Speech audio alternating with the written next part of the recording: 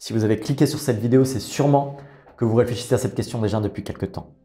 Alors, je m'appelle Olivier, je suis pasteur et depuis quelques années, une partie de mon travail, c'est d'aider les gens à comprendre ce que signifie réellement être chrétien. Alors, comment devenir chrétien? Je pourrais vous dire qu'il suffit de répéter quelques mots, comme c'est le cas dans certains mouvements ou certaines religions, mais je ne crois pas personnellement à ce type de formule magique. Je vais effectivement vous proposer une prière plus tard dans cette vidéo pour vous aider à exprimer finalement les éléments essentiels de ce que Jésus nous enseigne. Mais cette prière, nous vous la proposons davantage comme un guide que comme un dogme. Je crois profondément que si vous êtes arrivé à vous demander comment devenir chrétien, c'est que Dieu a déjà travaillé dans votre cœur depuis bien longtemps. Au travers de circonstances de vos vies, au travers de votre cheminement, de personnes que vous avez rencontrées, au travers peut-être de vos épreuves ou encore peut-être de façon dont vous vous êtes senti protégé. La plupart du temps, c'est ce qu'on entend des témoignages de personnes qui ont rencontré Jésus-Christ. Il y a eu des touches de Dieu dans la vie des gens tout au long de leur parcours.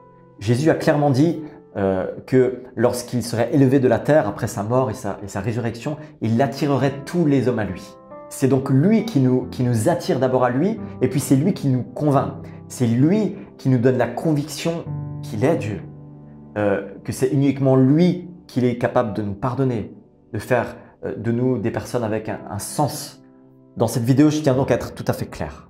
Nous n'avons absolument aucun pouvoir de convertir les gens. Seul Dieu peut le faire.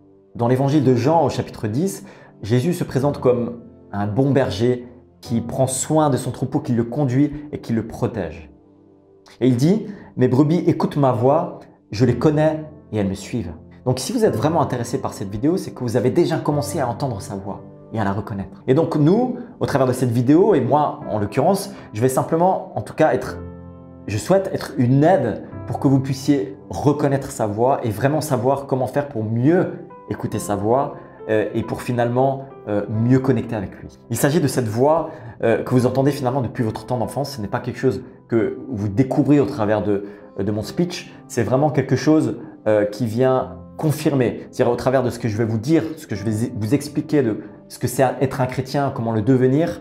Eh bien, si vous avez l'impression que tout résonne faux, c'est peut-être que vous ne voulez pas réellement être chrétien. Et si vous voulez vraiment devenir chrétien, vraiment comprendre ce que Jésus enseigne, eh bien, que ce que je vais vous dire, ça résonne en vous comme quelque chose qui vient confirmer ce que Dieu a déjà commencé en vous, c'est génial. Alors maintenant, il faut quand même entrer dans le concret.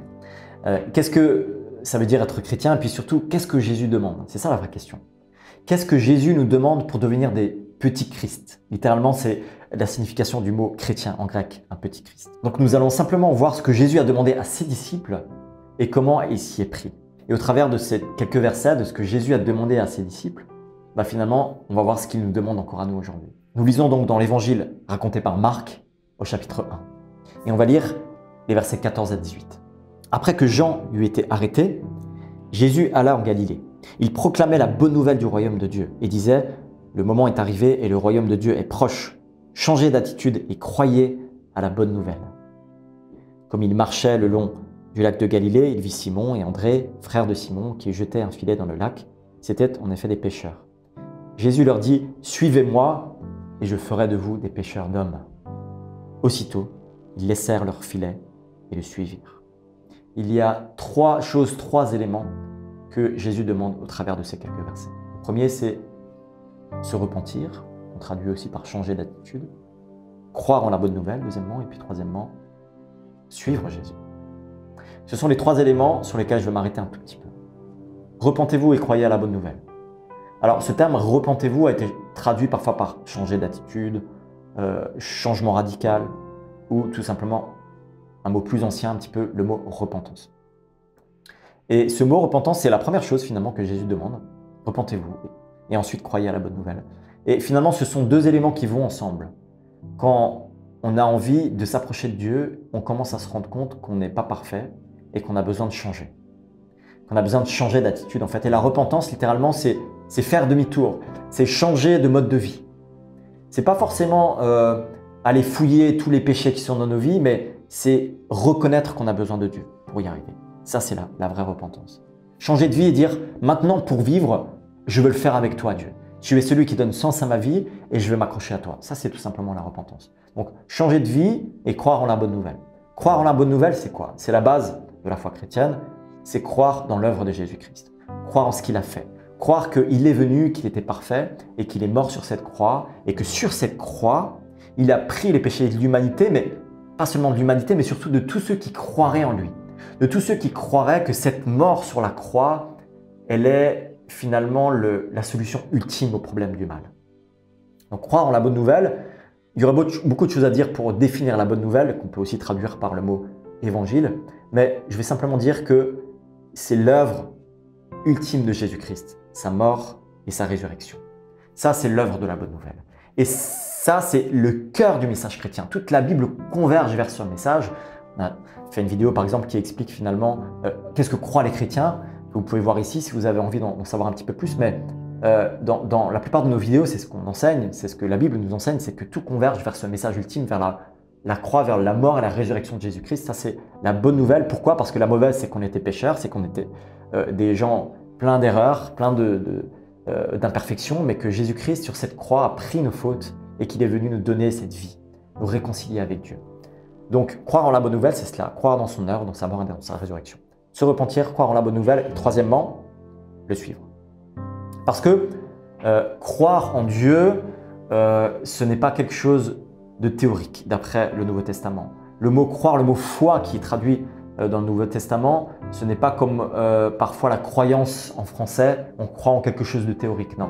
C'est je crois dans la chaise dans laquelle je suis assis et je m'assois dessus pour voir si elle tient, si ses pieds sont bien ancrés sur le sol.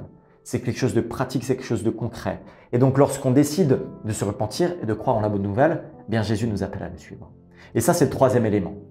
Et le suivre, ça veut dire quoi? Suivre Jésus-Christ, ça veut dire continuer d'écouter sa voix, cette voix que vous entendez depuis votre enfance. Continuez d'écouter ce qu'il vous dit. Continuez de vouloir finalement faire sa volonté, d'être à son écoute, mais aussi finalement d'être dans cette relation d'amour. Trois choses donc que Jésus demande à ses disciples, trois choses que Jésus demande à ceux qui veulent devenir ses disciples, ceux qui veulent devenir des petits Christ, des chrétiens, se repentir, changer d'attitude, être prêt à dire « Ok, maintenant je veux vivre avec Dieu ».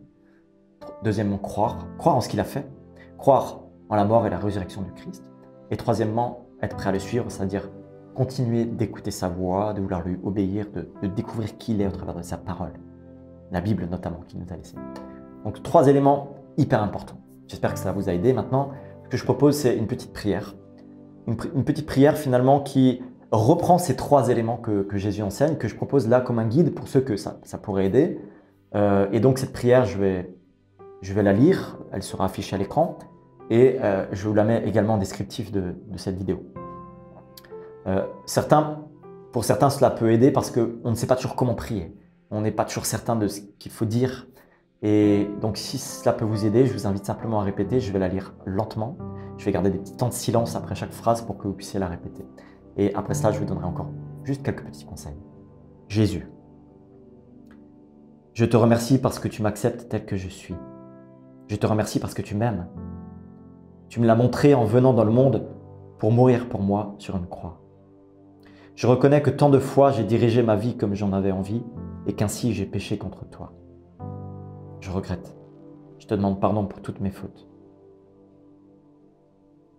Je sais que tu vis aujourd'hui car tu es ressuscité. Je veux maintenant mettre ma confiance en toi et te suivre peu importe le prix. Merci de m'avoir pardonné, d'avoir répondu à ma prière et d'être présent dans ma vie pour toujours. Amen. Pour finir, voici ce que j'aimerais encore ajouter.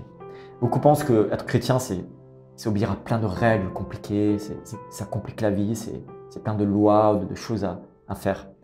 Il y a certaines contraintes dans ce que Dieu exige puisqu'il est celui qui nous a créés. Mais la base du christianisme, la base de ce que Jésus nous demande, ce n'est pas obéir à des lois, c'est être en relation avec lui. C'est être dans une relation d'amour. Les commandements de Jésus sont des commandements d'amour. Aimer Dieu, aimer son prochain. Et c'est vraiment cela que j'aimerais vous laisser encore au travers de cette vidéo. Suivre Jésus, c'est écouter sa voix, c'est écouter la voix du bon berger. Comme je l'ai dit tout à l'heure, ce n'est pas autre chose, c'est écouter cette voix qui est à l'intérieur de vous. Et cette parole de Dieu, cette Bible qui vient confirmer cette voix intérieure. Mais surtout, c'est aussi écouter sa voix avec d'autres qui reconnaissent sa voix. Et lorsqu'on écoute sa voix avec d'autres qui reconnaissent sa voix, c'est-à-dire avec d'autres chrétiens, avec d'autres personnes qui le suivent, eh bien, ça vient enrichir notre foi. Leur témoignage, leur histoire de vie, la façon dont Dieu leur parle, eh bien, ça va aussi avoir un écho dans nos vies et ça viendra nous enrichir, nous aider aussi à mieux écouter sa voix, à lui. Vous ne rejoignez donc pas une religion froide ou une sorte de groupuscule dans laquelle il y a plein de règles à effectuer. Non, vous rejoignez une famille. C'est ça qui est important. Vous rejoignez une famille dans laquelle on s'entraide. Et donc, ce qui est important, c'est que dans cette famille, en général, eh bien, les membres isolés souffrent parce qu'ils ne peuvent pas bénéficier de cette aide, de cet enrichissement. Et vous ne pouvez pas vivre votre foi sans l'Église. Voilà, c'est aussi simple que ça. C'est la Bible qui nous l'enseigne et on le voit lorsque les gens sont seuls, qu'ils essayent de vivre leur foi par eux-mêmes et qui ont des fois peur d'aller à l'Église ou qui ont eu des déceptions. Ben, ils vont souvent avoir beaucoup plus de difficultés de tenir ferme dans leur foi. Pour réellement vivre en tant que chrétien après avoir expérimenté ces trois choses, ces trois éléments que Jésus nous demande, qu'on a vus ensemble, eh bien, vous ne pouvez pas le faire sans rejoindre la famille de Dieu, l'Église.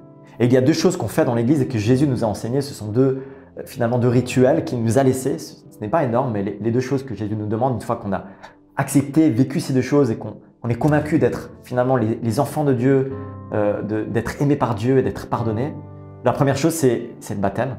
Et le baptême symbolise finalement ce qui s'est passé dans notre cœur. Et le baptême, c'est une façon pour l'Église d'être témoin de ce qu'on a vécu, de se faire baptiser dans une Église. Et puis la deuxième chose, c'est la scène, c'est le repas que Dieu a institué en souvenir de lui. Ce pain et ce fruit de la vigne qu'on prend ensemble en Église et qui rappelle finalement ce que Christ a fait pour nous, le cœur du message de la Bible, l'Évangile, la mort du Christ pour nos péchés et sa résurrection. Alors, je ne vais pas trop m'étendre là-dessus, je vais finir ici avec cette vidéo, surtout parce qu'on a tourné une autre vidéo qui explique tout cela, qui s'intitule « Je suis devenu chrétien et après ». Et dans cette vidéo, en fait, je donne plein de conseils et aussi j'encourage les gens finalement à rejoindre une église, mais aussi à expérimenter les éléments essentiels de la foi chrétienne. Donc, je vous invite à la visionner si ça vous intéresse. Si vous voulez en savoir plus et si vous avez peut-être répété cette prière après moi, si vous êtes interpellé par cette vidéo, si cela confirme la voix du bon berger, cette voix intérieure que vous avez entendue depuis votre enfance ou votre parcours de vie, ben, vous pouvez aussi nous contacter, vous pouvez nous écrire, vous pouvez remplir le questionnaire par exemple qui se trouve dans le descriptif de la vidéo également. Quand vous cliquez en dessous, il y a un petit questionnaire qui vous pouvez remplir vos coordonnées, simplement votre email. Vous pouvez aussi nous écrire par mail, on l'a écrit aussi notre mail dans le descriptif de la vidéo pour nous contacter. On se fera un plaisir en tout cas de prendre le temps de vous répondre dans la mesure de possible. Merci et que Dieu vous bénisse.